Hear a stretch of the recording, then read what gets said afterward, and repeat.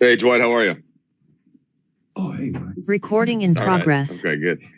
Dwight, just wondering now, not this is hopefully it'll be the last time I keep asking you to compare this to the last time you were with the Lakers, but like what have you picked up in terms of how different the rotation is, how different some of the teammates that you have, especially on the perimeter, are, and if that changes the way that you or any of your teammates should play going ahead into this season?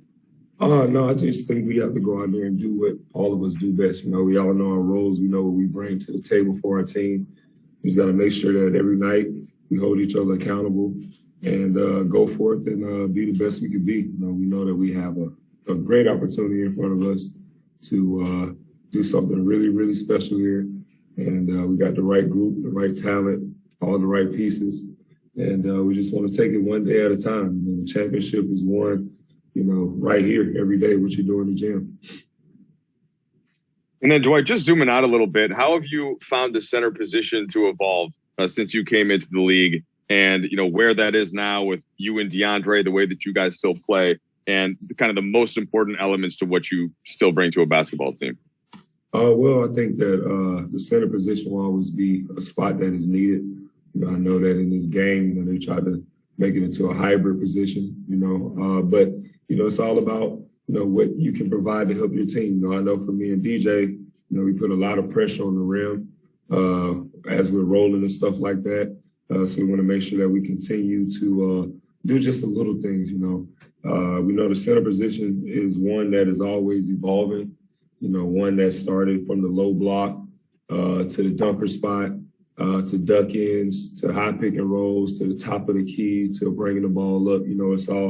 It's been changing, since, I started playing basketball. I've been playing for a very long time. So the game is always evolving. Each position is always evolving. And, either you can adapt and grow and change or, get left behind. And I think that in order for us to continue to grow, we got to continue to work on our games every day, continue to get better, continue to experiment and grow.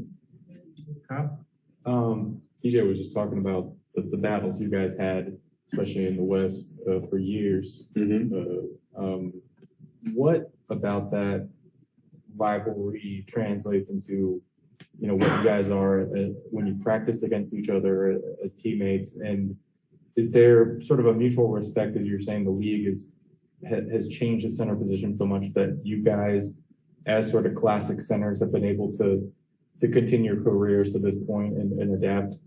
I don't think it's a rivalry. I think for me, it's more so how can I, continue to grow? How can I continue to adapt in this ever-evolving game? The same thing with DJ. We worked out together a couple of years ago back when he started with the Clippers and was super young. And the main thing I've been telling him since then till now is just work ethic. That's what's kept me, going. It's just how hard I work and how I try to take care of my mind and my body and my spirit. So, I think DJ is the same way. He understands that process. And the biggest thing is just, having respect for the game, respect for each other, and respect for what we're trying to accomplish. And, in order for us to get better, me and I have to push each other every day in order for us to be what the team needs us to be. And I think we've been doing a great job of that. Well, I got two for you. One along those same lines in terms of the evolving center position. Yesterday was the 9-year anniversary of your first day for Lakers, and I remember that season. 9-year anniversary? 9-year anniversary. Oh, that's a great number. Late that year, you hit a three. It was kind of a big deal to see Dwight Howard hit a three. Today, we're at practice, and you're going shot for shot after practice with Ellington, who's an accomplished three-point shooter, and LeBron. And you were getting on yourself at one point. I think the right wing, you didn't make it as well as the other spots, and you seemed. I wasn't mad, it's just practice, real intense. I guess my point, passionate. Your level raised in terms of that, whereas. I just think that nobody's really seen it. It's not like I can't do it, but I've been asked to do other things, So, I understand that that's what the team needs. So, I do that, but that don't mean you don't work on your craft. You never know what position you'll be put in the game or, in life. So you've always got to work on everything. Try to become a master of all things. So obviously, they don't need me to shoot threes every night, but, we're working on these drills. I'm going to shoot as though I'm going to get that shot in the game. I always got to prepare myself for what's ahead. And I know people might think that that's, Dwight, he made a three, but I know how to shoot the ball, and I'm not afraid to. I did have a little confidence issue, but the Masked Singer helped me out. So Little Octopus got it out of me. And another direction than that, the fact that this team, even though there's 11 new players compared to last season's team, 5 of you guys were on the team before championship. And what is that?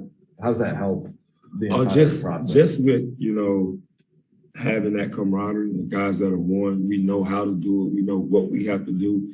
And it's more so mental than anything, For younger teams, I might have to go more through the process of, working, through mistakes and stuff like that. But our mistakes, we understand how to capitalize and, change and grow from them, from just talking it out, watching film, and realizing, okay, we're experienced now. We don't have to continue to do all these drills to get it right. We know we got to do. We know we have to communicate.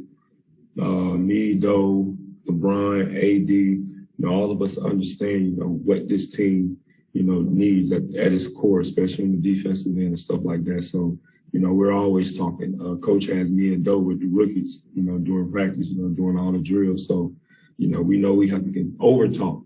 Get them used to, being in that mode of like, okay, we in practice, we got to communicate with each other. And that's the biggest thing, for a team is just communication. Once you learn somebody's voice and, you hear that over and over again, you get more confident, you build more trust and stuff like that. So that's the biggest thing for us is just talking, confidence, building confidence and trust with our teammates.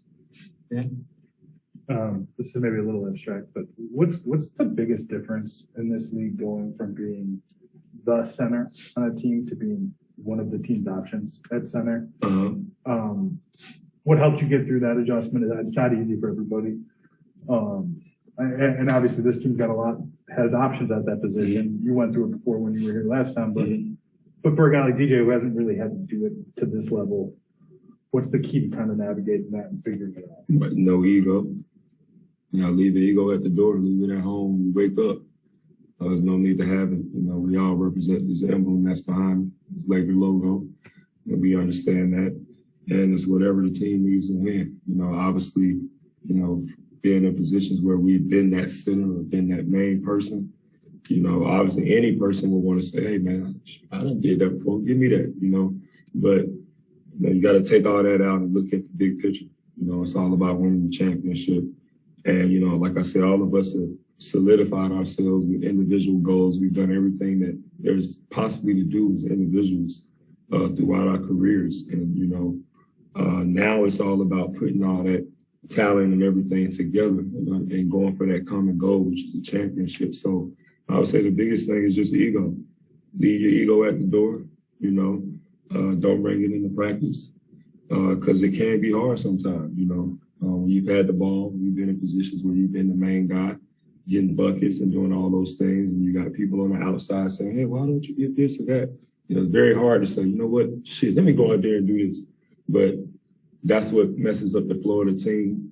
That's what changes the chemistry, and you start to bring in, negative energy. And, it's all positive vibes over here. All right, I'll end with one last one from Zoom. Harrison, please.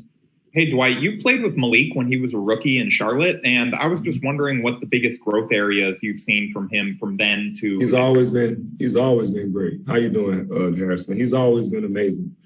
Since I've been with him in Charlotte, I've always talked to him about just being patient, and just wait until you're gonna get your time. And it seemed like everything just happened, in the right time for him. He was in Charlotte. He didn't really get a lot of opportunities to play. But now he's on a team where everybody's going to see how talented he is. And I know he's going to shine. I've been a big fan of his since he was young. And I'm happy that we're teammates again. And, I'm just looking forward to seeing his success and whatever I can do on the court to make sure he get those open shots. We call him the microwave. Once he hit one shot, it's over with. He's already heating up. So we're going to make sure we keep his confidence flowing. and just continue to get better. You know, I love what he brings to the game and this team, and I'm happy he's here. You know. All right. Thanks, everybody. Thanks, Dwight. All right. Thanks, Dwight. Thanks, Dwight. Y'all have a good day. Does he know that?